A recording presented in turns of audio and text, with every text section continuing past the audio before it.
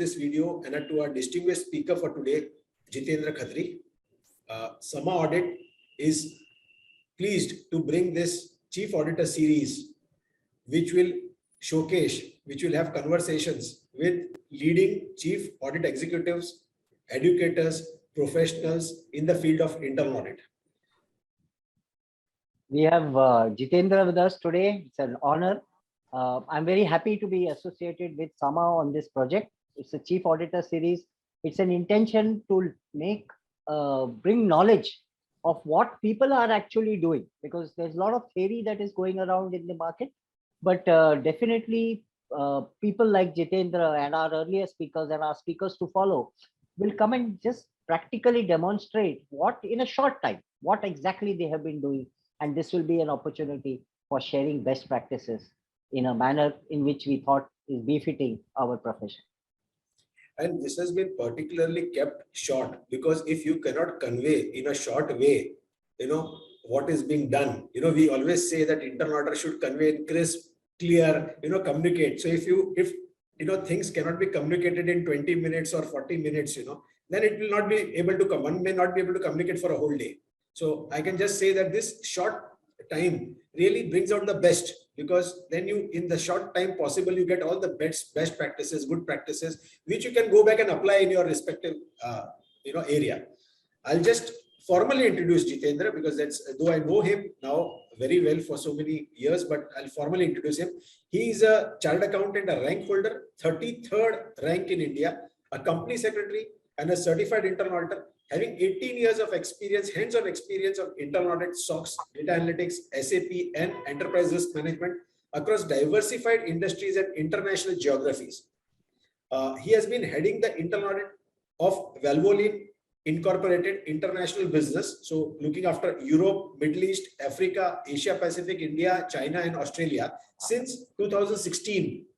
Prior to Valvoline, Jitendra worked in internal audit and risk management department of HCL Technologies Limited for 6.5 years, and he's hands-on and he's instituted and led control self-assessment, financial authority metrics, business process re-engineering, fraud risk assessment, and enterprise risk management exercises, practices in various departments where he was there. He's also worked in internal audit department of JK Tires and Industries Limited and DCM Shriram Limited during initial stage of his career. He is a prolific speaker, always willing to impart knowledge, share his knowledge, and he speaks on leadership, SOX, data analytics, and internal audit in Institute of Chartered Accountants of India, Institute of Internal Auditors, and a lot of other forums. So with this short, sweet profile, may I request Jitendra to please share his presentation. Dipji, you introduced one person or you introduced two people here? So much many people. Lot of people, lot of talent with Jitendra. Looking forward. Yeah, thank you. Thank you, Deepji. Let me share my screen first and then I'll move it from there.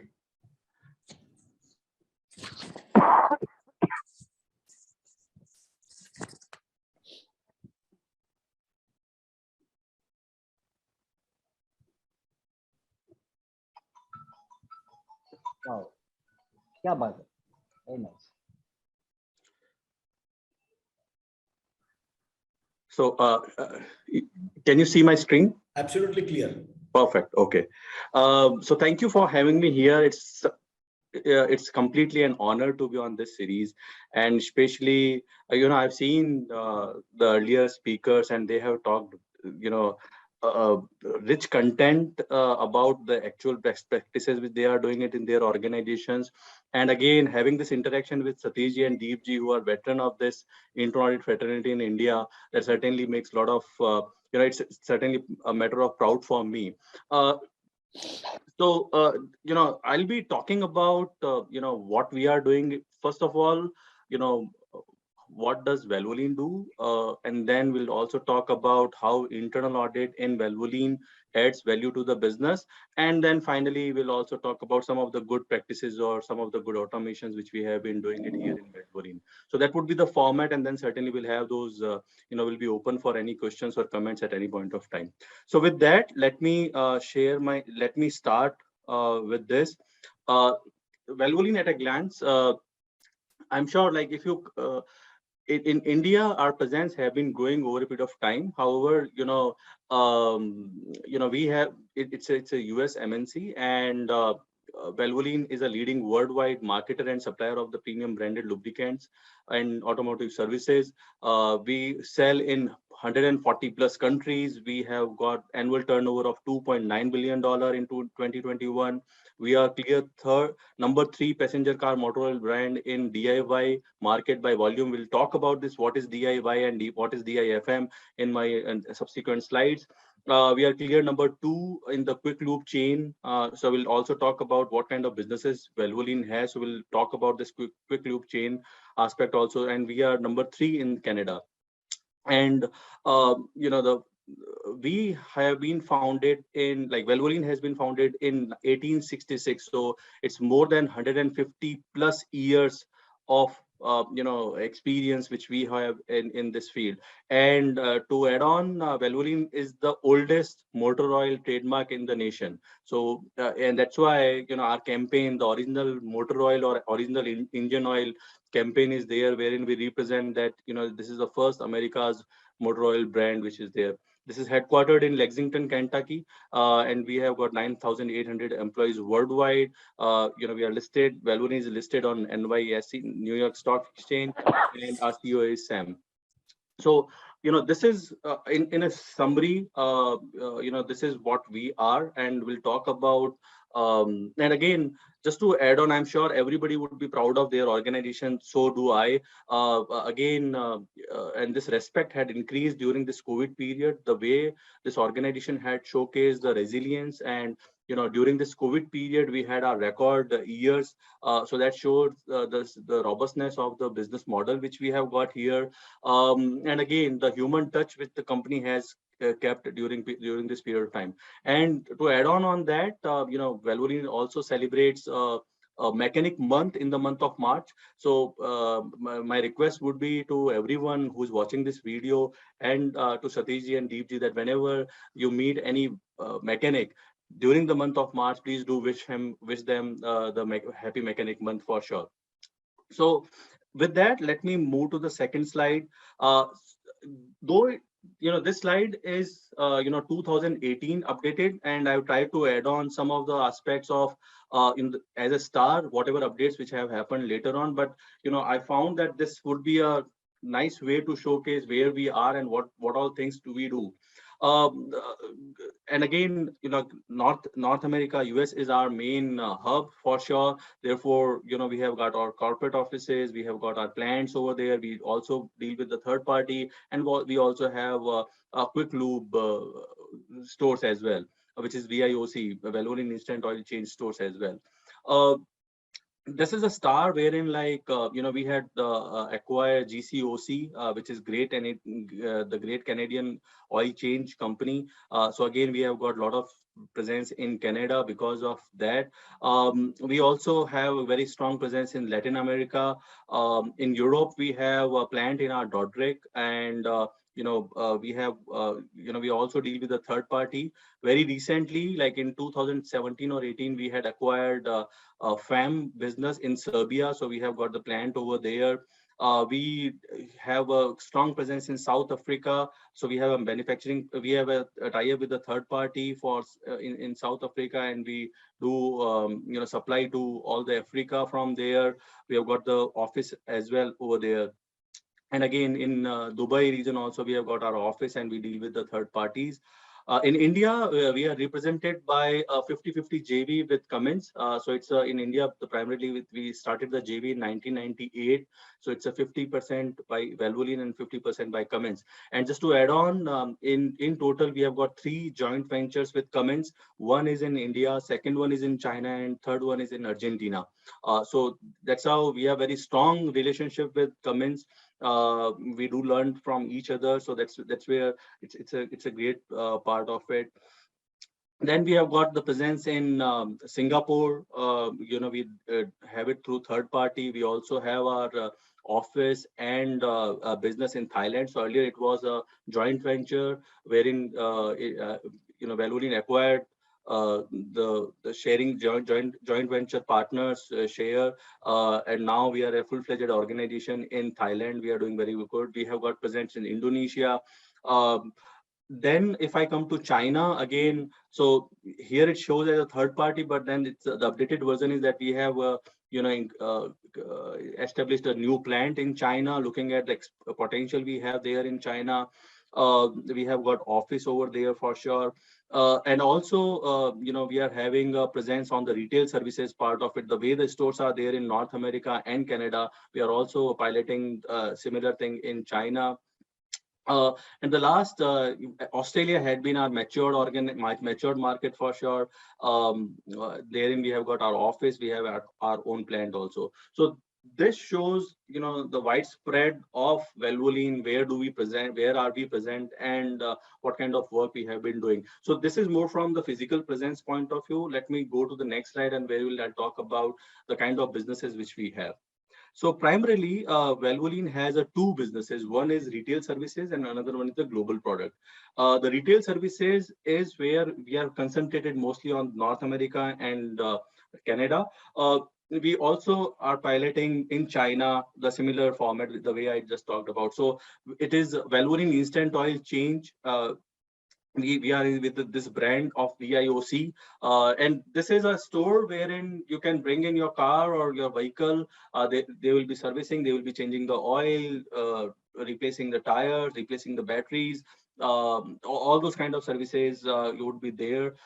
Similarly, the Great Canadian Oil Change, which was a brand which we acquired in Canada, so we are working in the name of the GCOC over there.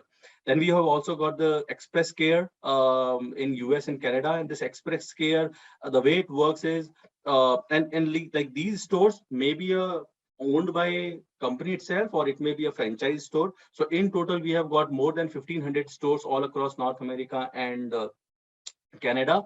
This Express Care is where it's not a franchise one. However, we have our display of our product and brands, and the supplies are made by Valvoline, and those are being run by the independent operators on our platform. So that's how this Express Care works in North America, in Valvoline world. The another portion, so the way I said, one business is retail services, another business is global products, and so the global products, again, there are three businesses within global products. If I talk about North America type business, we have got DIY, which is do it yourself. This will be a case wherein the consumer wants to do it themselves, and that's why they will be going to Walmart or O'Reilly, and they will be taking the engine oil themselves, and then they will be changing it at home, or they may take somebody's help. So this is more of a DIY business which we have got. The DIFM is do it for me, wherein you go to the retail, the installer sells it to the outlets of like auto dealerships, service centers. So this is how it is being done, and even the construction, mining, and agriculture are similar way. And then we also have a close tie-ups with the OEMs, and wherein we sell it to them. So like in India, we have got the presence with Tata Motors, Mahindra, and many more. That will be some of the examples which I can have. The global products international, 140 plus countries, EMEA, APEC, Australia, China, Latin America. This is where we all do. And we have also, as I talked about, we have also got very strong presence through our joint ventures like Cummins and other many more. This is what I just talked about, about Valvoline as a whole, just to give you a perspective of, what is the kind of business we hold. And this is about the internal audit organization of Valvoline. So if you look at the global internal audit head is based out of North America, and, in our corporate office, and he reports to the audit committee and have a dotted line reporting to the CFO. I am here. So there are two teams in North America, in Valvoline world. One is North America team, another is the rest of the world. As my designation suggests, that it is other than North America, everything comes under my purview, and that's why those Europe, Middle East, Africa, and everything comes part of my role. Here in org chart, look at there are 5 team members who are on roll. And again, one of them is IT auditor, then we have got 2 seniors, and then we have got 2 staffs. And then we generally take 3 to 5 interns who are contractors. And the whole, generally we get our SOX testing done through these contractors and interns. So in total, at any, and in the stretch period of time, we'll have 10 resources, 5 on roll, 5 off roll. That's how we would be dealing with. And primarily my team is responsible for international audits, all the international audits, as well as the SOX testing. So 65% of the global controls, including the IT application controls, automated control, and the ITGC controls are being tested by my team here in India.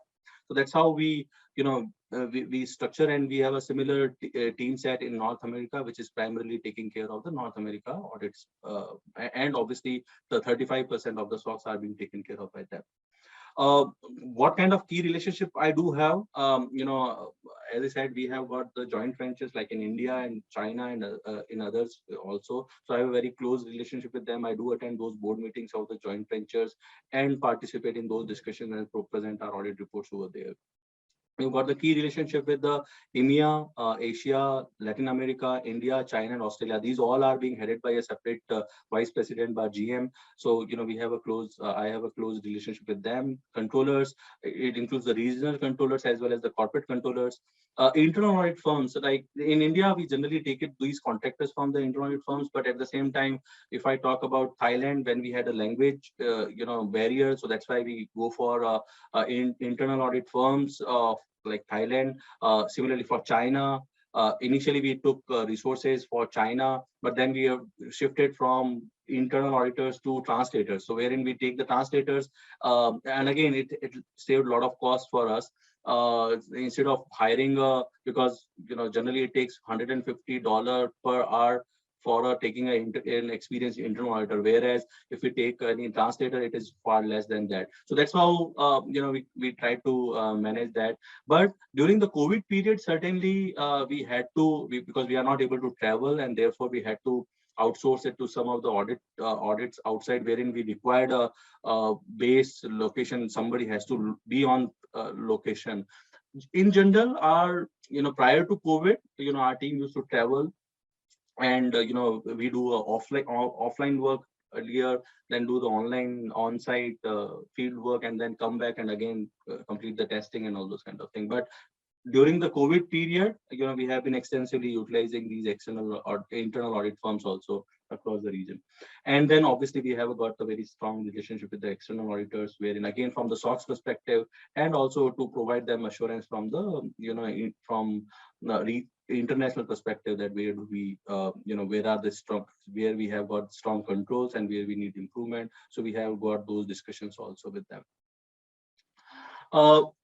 This is a very this is a slide which is very close to my heart, and that's why I put in this. And again, why I especially interested in talking about the audit planning process. I'm sure in last 18 years of experience, I've also seen many of the audit planning processes. However, and obviously there are some pros and cons and plus and minus of all the processes. However, I find that the process which we are following here is more robust and more structured in nature. Even we consider all this, the kind of customer responsiveness which we have got are more than 30% of the assignments are management requests. So like over and above what we find out or what we have these discussions and arrive at those audit plans, we are very flexible. Whenever we come across, if a management asks for any help in terms of looking at the specific geography, specific process, we just have a discussion with them and when we go for it. But so that's where the flexibility which we have got. But over and above that, this is how our audit planning process looks like. So these are the various inputs which goes into like strategic objectives. So we have got 3 V's, VVV, Valvoline, vows, vision, and values. So we take input from that. We also have got our ERM survey, which is again sent out to the leadership team. So we also take care into consideration the ERM survey results which we have got, the regulatory or industry pronouncements, external benchmarks. Then we have got also our internal audit judgment. We also take input from the external auditors. We also consider the 10K risk factors, and finally we take the audit committee approval. And this is a very important piece which I want to talk about is as a part of our annual audit planning process, we go and have a discussion with 60 global leaders. So the way it works is, we have got our questionnaire, which will be having approximately 10 questions, and we give them the opportunity that in case you have already responded in ERM survey results, so you need not to duplicate that, you can just refer it to that. Other than that, all those questionnaires will be sent to 60 global leaders. And those are again being done through audit board. So it is not a manual process. It goes through our audit board. So they will be able to respond it, we collate them, and then we make sure that we have an interview also. It is not only you just responded and we are understanding everything. We are saying, okay, and this will also contain the questions like, what are the key projects, what are your key priorities, what are the key projects, what are the changes which you have come across, or you're planning to do in the next fiscal year. So those will be the kind of good insight we will be able to gather, and then we will have a discussion with them and try to understand. So like for all the international regions, all the VPs and at the corporate level, I do have those interactions with them and try to understand what are their priorities, and based on that we make sure that we give adequate weightage when we're rating it. Obviously we add all these inputs into our audit universe, and this is how we prioritize all our all the candidates of within the audit universe, which starts with the impact on the organization value, regulatory or legal changes, complexity, change in the people, process, technology, culture or control environment, and prior audit results. I will briefly talk about these. What does that mean? Impact is one, from the financial point of view, what is the revenue and what is the P&L impact which that particular entity holds, and so that, and or the process holds. So that's how we'll certainly take into consideration. Has there been any regulatory changes? Complexity, this is a very important aspect wherein we, based on our what knowledge which we have got, the complexity would be the level of automation, the level of centralization or decentralization based on our understanding that particular process or entity has. Will consider all those aspects and see, and even the nature of the transaction, whether it is too complex for any person to understand, or it is very simple, straightforward, plain vanilla. So all those factors are considered, and those weightage are given based on that. Changes in the people, process, technology. Again, if there has been any significant senior level people changes, we do put them on a higher rating. Similarly, if they have implemented a new process or new technology, that would get a higher weightage. This culture bar control environment, because we, as you see, we've been, working across the geographies, and therefore, there are we certainly take into consideration the CPI, which is Corruption Perception Index, which is issued by the Transparency Organization. So we do give the weightage to that as well. Higher the number, or higher the riskier though are, those will be getting. And even in case we have come across any incident which had happened, which we came to know from the business, or we came to know ourselves, so we'll certainly give that weightage based on that. And then the prior audit results are also taken into consideration. So this is an exercise wherein this knowledge, so that these ratings are being performed, like for all the international related audits, this is being done by me. For all the North America, this will be done by the North America counterpart. And then finally, we'll have a discussion at a IA head level also, that in case he has some input to add on something or to change some ratings or something. So based on these multiple parameters, and obviously this is not one, this is just the one piece of it.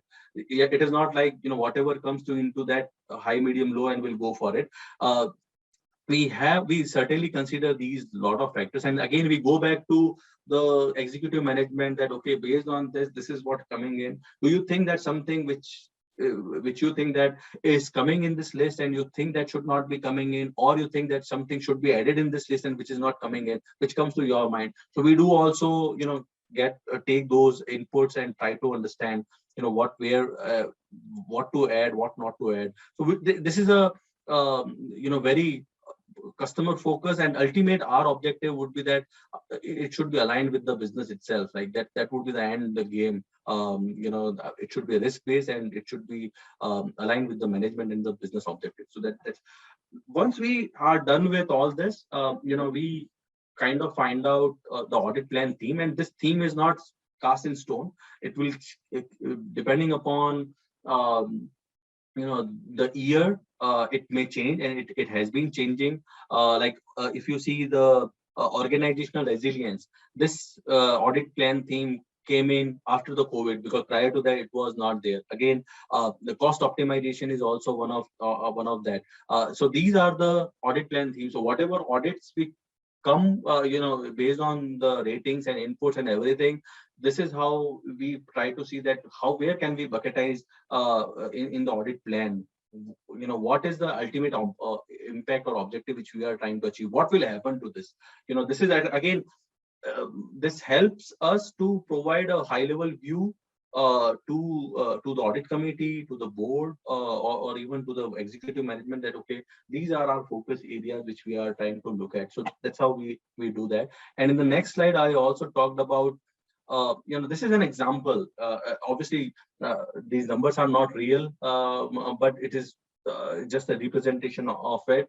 So we have got very good process of estimating the number of hours, allocating it to the budget, and allocating it to the resources. So based on all that, this is the kind of percentage, which number of hours which we are going to put in terms of percentage. So if you look at 16% of our time, we reserve it for management requests and the follow-up. So that's how the 16% is just an example. And being a US organization, our 50% of our time goes into SOX. Our audits, 50% of the time goes into the SOX. So that's where one bigger piece is there, and that's how we always try to think that how can we make sure that we pass on those SOX hours to contractors, so that our team can do more strategic work over there. So they do handle, so all the testings are being done by say contractors or the staff auditors, and then our senior auditors just look at the L1 reviews. So I'll talk about that process also in subsequent slides, how does that work. And I'm sure many of the organizations must be working on those lines, but still that will be good for somebody who has not worked in the SOX environment, just to understand how does it work. So, SOX, management oversight, cost optimization, competitive landscape, organizational resilience, and data governance and privacy. So these were the these were the themes in one of the years. Or the examples. These were some of the priorities which we went ahead and we committed that, okay, these are the things which we would be doing it. One is reducing the internal audit SOX hours, because that has been our priority. How can we reduce our SOX hours so that we do more of the internal audits? Expand use of audit board, because we are extremely happy with the with the help which we are getting it from audit board. This is very intuitive tool. How can we expand the usage of it? When I say expand the usage, we have been heavily utilizing the audit board from the SOX perspective. We are very much there on the audit parts also, how can we do it more from the audit board. So that has been our focus, and we have been very successful. So in utilizing that. So these were early days when we had committed that we should be doing that. Leveraging SAP Analytics Cloud. This is SAC. We have been doing that, and I'll talk about that also in the data analytics slide. This is where we have been focusing upon reducing our audit time, audit cycle time, because that's what we felt. How can we be more efficient? So that was one of the focus point which we had. And then on the management action plan, again, audit board was a great help in improving this. We have been seeing a very great success coming out of it. And finally, as per every 5 years we were supposed to go through the EQAR, and that had been completed. So this was one time wherein we said that we should ideally get the generally confirmed, and I'm proud to say that we got that generally confirmed. And even from the maturity, from the industry benchmarking also, our processes were benchmarked, and we were mostly on the matured or above processes which we had. So this is an example, and this was again kind of excerpt from the presentation which we made, and these were self commitments which we made it to the board of to the audit committee. Moving on, this is an example wherein we do benchmark. So this was an example. Every year we do it. So this is one of the slides which I picked up from there. So this is the Gartner hotspots which are there. We do go back and tell the audit committee that, okay, this is the hotspot, and this how we are tracking against it. Do we think that we have covered it? It may be possible that because our 50% of our effort goes into SOX, so it is not possible that we cover all those hotspots in a year. So we just kind of benchmark or provide them a high level view that okay, these are the total hotspots which are coming in. We had covered that in our year one, that we had covered in year two, probably that we have covered in year two. Now this is the year three, we are covering these aspects also. So this is an example wherein we go every year, we go back and whatever the latest hotspots are available, when we present it to the audit committee, we go back and tell them that okay, this is where we hit in. Again, we do a similar benchmarking for our ERM risk also. We show them that okay, this is our ERM, and for the sake of confidentiality, I have not shared the slide here, but we plot that okay, these are the ERM risks which are there based on our audit plan for this year. How many risks we are touching upon, or we are kind of taking care of it, which are the open risks which are there. And for last 2 years, we have initiated a process of looking at the ERM risk, ERM, mitigation effective audit. So effectiveness audit. So what we do is we pick up 2 ERM risks and we go back and see how effective those, whether we have got KRIs documented, whether somebody is tracking it, whether the roles and responsibilities are clearly defined, whether those discussions are happening. So all those kind of things are being evaluated from the ERM perspective also. So one, we try to cover it based on our audits also. Second, we pick up 2 of the risks which are not touched by the audit scope as such. We try to pick up those and have those interactions with the business, so that understand whether they have got adequate processes in place or not. And this is one, we are shooting up the time, so I'll very quickly run through on that. This is one example wherein we have how many number of controls we have got. And the kind of this slide was presented by the global CEO in his town hall, appreciating the work which have been done by internal audit, wherein we also talked about what was the percentage which we were able to reduce in the response time from the management. How have we able to reduce our SOX hours per SOX, our IARs per SOX control testing. These were like kind of some of the KPIs which we showcased. And I put in this again, from internal audit perspective, this is where we get a lot of, like from SOX perspective, the audit board showcase these percentage based on the status update which we have. And when we go to the board, we certainly go back and say that, okay, this year, last year, this month, we were at 85%, and this year we are at 88%.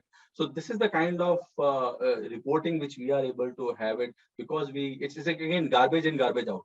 We have a very good setup wherein in audit board, whenever any status gets changed, person has to go back and change the status, and based on that, the percentage will go up, and we will know that as on date, where are we? Like, so this is one of the example. As on that particular day, we were at overall basis, we were at 88.11%. At entity level controls, we were 53%. Manual control 60%. Automated controls, we have done that. ITDC, we were at 90 something percentage. So this is all possible because we have good systems and we are able to showcase that also. This is an example. We do track back and. This is an example. All the audit observations are kind of divided into the 3 Ps. What is the kind of cost per revenue leakages which we have been able to identify? We are not saying that the company is able to save that money, but the objective is that in future that might be saved in case the process has been put in place, and we do work with the management to make sure of it. Again, from the financial reporting point of view, what is the impact on the under or over reporting? And this is at the value at risk, wherein whether we are not saying that those conditions are completely bad, but what we are saying is that probably the company policies were not followed or FA were not followed. So we don't know, we are not very sure that whether, so there is a value at risk. We are not saying that it is a completely cost leakages or something, but yeah, we also report those kind of information also. Data analytics, I'll skip that. At a very high level, we have been working on SAC We are working on the continuous control monitoring also. So that's how we have been doing it. I'll skip for the from the time perspective because we are already 30 minutes over. This was one of the process from IA perspective. Again, audit board has been a great help, wherein all these steps are being done in audit board. At any point of time, we can see it, where do we stand. Similarly, from SOX perspective also, these are the steps which are being done. And again, because of this only, we are able to tell the audit committee that, okay, as on this date, we are at 88.11%. That kind of precision is possible because of, because of the processes which we have in place.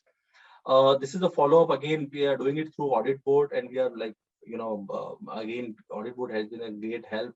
All these quarterly dashboard, monthly reminders, this is all by the system, and this is doing great wonders for us. This is the last slide. And these are the real testimonials which we had received over a period of time. Some of the the general managers or VPs of a region or a corporate controller. These were the words which they had said. Audit presentation to the JV board was handled very objectively. We had been struggling with this issue for past 3 to 4 years, and thanks to audit team for providing input to resolve. Benchmarking of processes and practices across international business is a real value add to the organization. Audit team has done a great job, and this is really eye-opening for us. And last, this audit is a great help for our regional improvement. So these were the kind of some of the real customer testimonials which we had received after the audit, and and we are very proud for the kind of work which we have been doing and the value which we are delivering to the Valvoline. So thank you, and over to you, Satishji and Deepji. Please feel free to ask any question, and I'm happy to answer those. Thank you. Wonderful, wonderful presentation, Jitendra.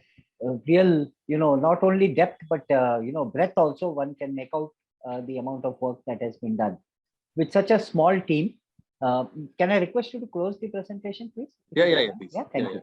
So, with such a small team, I mean, you're doing some amazing work. So this is not the question. This is a first bit observation that I have, that, you've been doing such a fantastic job. My question, one question I have, which is very, very interesting. In this slide 8, which is just showing up actually, you said that you interview with 60 global leaders. Yeah. First of all, I just wanted to know that how did you choose 60, and what is the total size that you, out of 100, 60 out of 100, or 60 out of 120, or 60 out of 61? Sure. And what has been the how do they respond? Means, do they look at it as an annual exercise, or from the responses you can make out, how involved they are? I'm sure they are, but I just wanted your sense on this, because this is something unique that I have found out in that audit planning stage. Sure. How do I stop this sharing? Dipji, you can remove him as co-host maybe. I think just close your presentation maybe, and boom. No, will come. Just a minute. Remove him as co-host, then maybe that will work. Oh, stop share. It is coming. Right. Yeah, it worked. Yeah, I got it. Yeah. Sorry. Yeah. No issue. Go ahead. Yeah. So in terms of like this 60, so when we go for our ERM survey, this is we restrict it to like the VLTs, which we call it as a Valvoline leadership team level, and these 60s are the direct reports of those VLTs. Oh. So it is more of a like going one level down. So this is more of a who all are the direct reports of the VLTs. We go to them, and then we ask those questions. So that's why we have got more wider coverage than others. So that's how we do it. And obviously, the level of engagement differs from person to person. Yeah. There are few people who would be very engaged, who would be sharing a lot of information, even in the interviews also. And there are few people who would be, will not be willing to share all the information which they have. But the good part is that one, we have this annual exercise, and we also kind of do a quarterly touch base, in the sense like trying to understand from them, and even as I said, our management request portion is quite open. So whenever we, in case there are any inputs around that, we can certainly get those feedback from them and then adjust our audit accordingly. Wonderful. Jitendra, again, coming back to, it's such a small team, you have such a comprehensive and robust audit planning system. And what is happening is that if you look at the audit planning system, it is like a, absolutely, but there is nobody who can pick any point in that. You have the strategic objectives, audit committee inputs, interview with leaderships, SOX inputs, the templates which is there. There's such a lot of things there which is there. You are taking. So with such a small team, you must be spending a lot of time, though you use audit board and other tools, but there is such a lot of time being spent because there is so much of interface, going back to the audit committee members, going back to the leaders, going back to maybe the CEO and show them this is what we have done, this is, and maybe we can do this something differently and so on. So what is the time that you spend to make a yearly audit plan? You start and then end, before you are ready to go. So, Absolutely. And I think that's a really nice question for sure, because, our financial year is from October to September. So we generally start our process in the month of July itself. And, and generally it will be like, all three, the IA, global IA head, me and the counterpart in North America, we all three work on this. And generally during these 2 months of time, we initiate those those templates, the audit board templates with the process owners. We initiate that, and then we also have a lot of refinement, as you rightly said, because there is a lot of refinement which required. It is not that just based on that Excel file or based on that. Now we have implemented that into audit board itself, those ranking and ratings also. But that is not how it has to be. More on a discussion and understand the priorities. So there has been a lot of to and fro which happens between the executive management and internal audit, and obviously external auditor also. They also have their viewpoint. So there is a lot of good amount of effort which goes. Generally, I would say 2 months full-fledgedly. And again, these 60 leaders which we are talking about, they are across the region. So somebody is sitting in China, somebody is sitting in Australia, somebody is sitting in Europe. And when we are having those interview and interactions with them, it will be generally the general manager. We also have an interaction with the regional controllers, and we also have an interaction with the supply chain director. So sometimes it may be into one, sometimes it may be, so during that period, it is like full packed. At least for 3 of us, it is a full packed, calendars wherein we have those interactions, understand from them, adjust our working methodology. And again, one thing with a smaller team, how are we able to manage? Because our 50% time goes to SOX, but in remaining 50%, the basic key, if I compare with my other or like my prior experiences versus here our attention or our audit areas would be very, very strategic in nature. Just give you an example. The way I said, we had acquired FAM in Serbia. We had done established a new plant in China. So in a row, we may be doing a lot of audits around that wherever we see any new projects coming in. So our focus is more strategic in nature, where the management's attention are and where there is a new process which is getting in place, whether we have that adequate attention or not. So we focus on those rather than general P2P. Obviously, there will be a normal trial P2P kind of process also, wherein the process has not changed, but those quantum or those percentage will be very less. Our higher priority would be wherever there has been a new project, wherever the new process has been put in place, whether those controls which are required to be put in, whether those have been put in place or not. So our focus is generally on those key projects aspect of it also. Oh, great. I think that, so 2 months of really heavy lifting and then also some more. So, absolutely. You could see that what amount of effort goes in that audit planning process, which you have just outlined, Yeah. I saw one item, again, I think it was on that slide 8, or your audit plan, where you said competitive landscape. Yeah. And you had put in a number of 11, but for that number obviously is does not depict the reality, which is correct. Sure. Now, what exactly is this? And I'm sure the youngsters and everybody would be very keen to know what is this competitive landscape and what do you do in that? Yeah. So competitive landscape would be generally, focusing upon our, because just to give you a perspective of it, the Valvoline's business model, the way it works is there would be always a time lag between the price raw material cost going up and the price increase passed on to the market. So there will be always be a lag which will happening.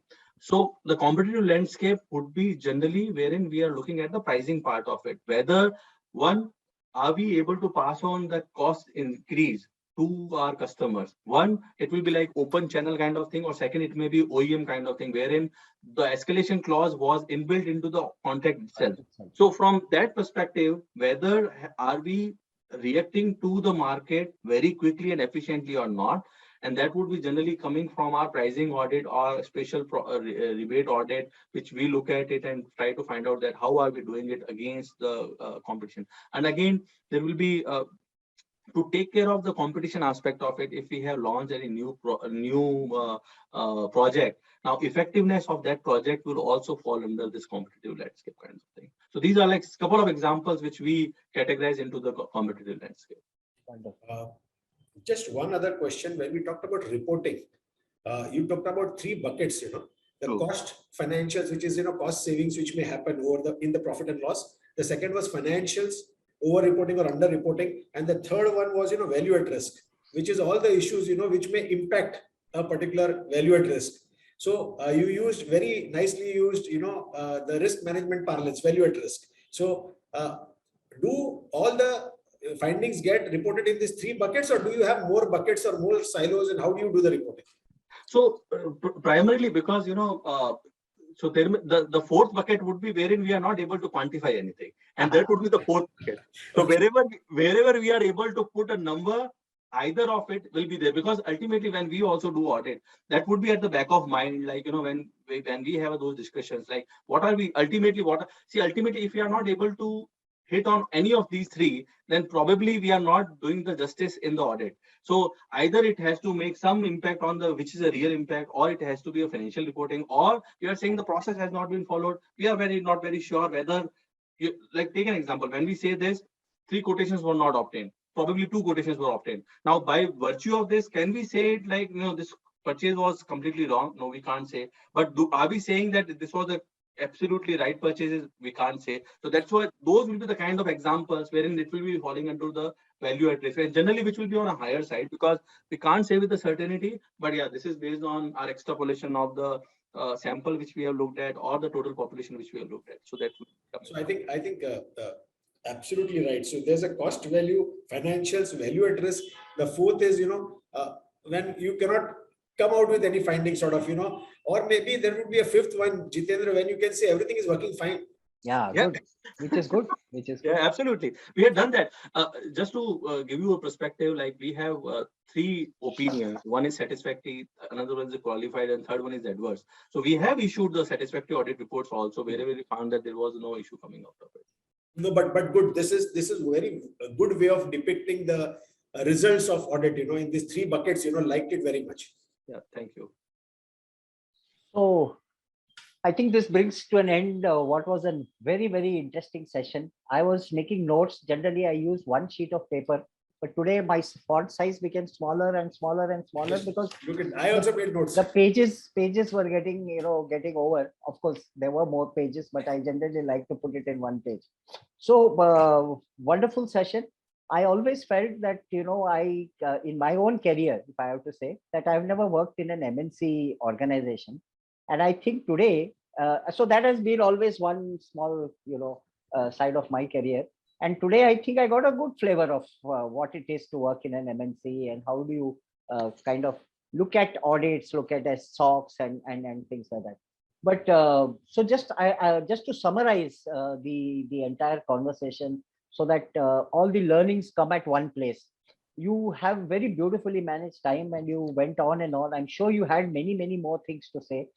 Especially a couple of slides that you had to skip, but I'm sure the slides are available, so anybody who wants to see it on YouTube can freeze the slide and, of course, understand what has been done.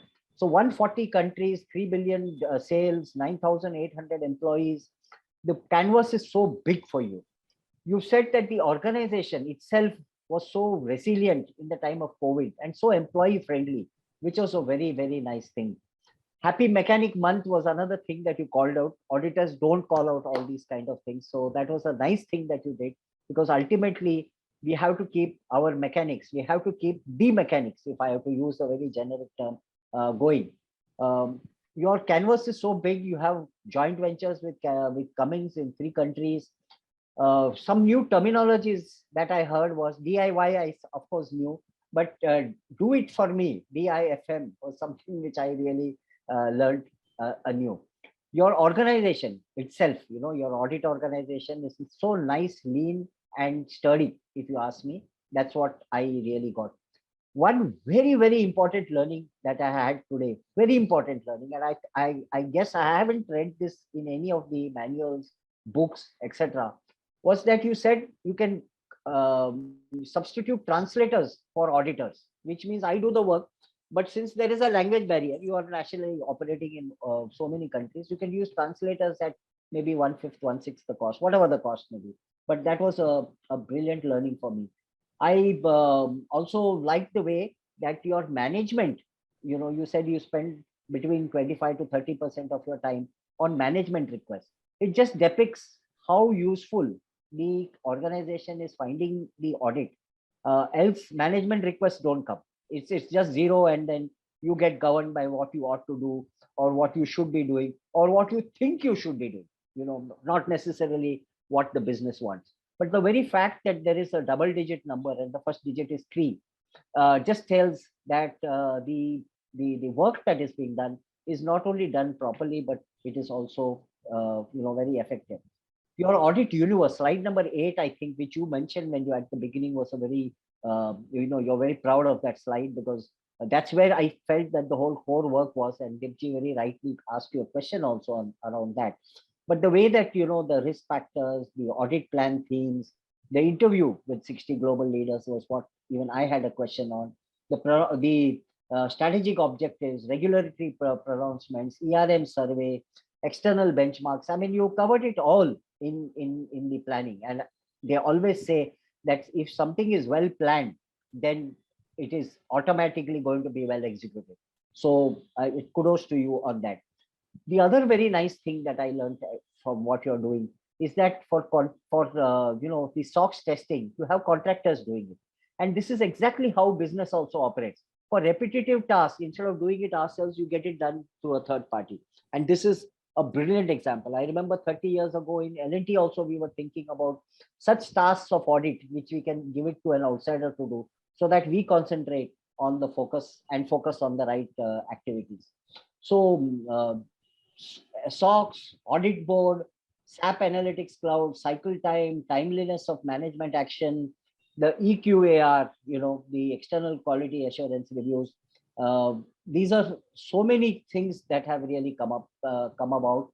And as Dipji very rightly said, your audit findings in the cost leakages, bucketing it in cost leakages, financial value at risk, your data analytics, continuous control monitoring. I mean, I can go on for the next 40 minutes, I think, talking about summarizing what you said in your speech. So I think it was a wonderful thing. The customer testimonials said it all. And it's not easy, mind you.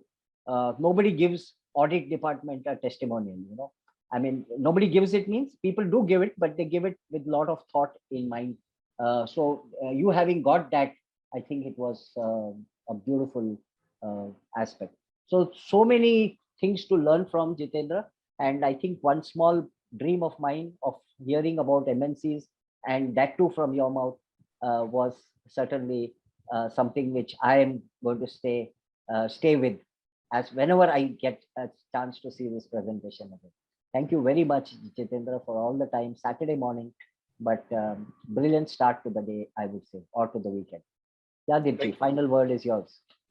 Thank you very much. I think Satish has summed it up beautifully. But Jitendra, a lot of learnings, a lot of takeaways. Everything you said was a great takeaway for the internal auditors. So I think brilliant. Thank you very much. A great start to the day. Thank you. Thanks a lot. And it really means a lot. Thank you. Thank you. Thank you.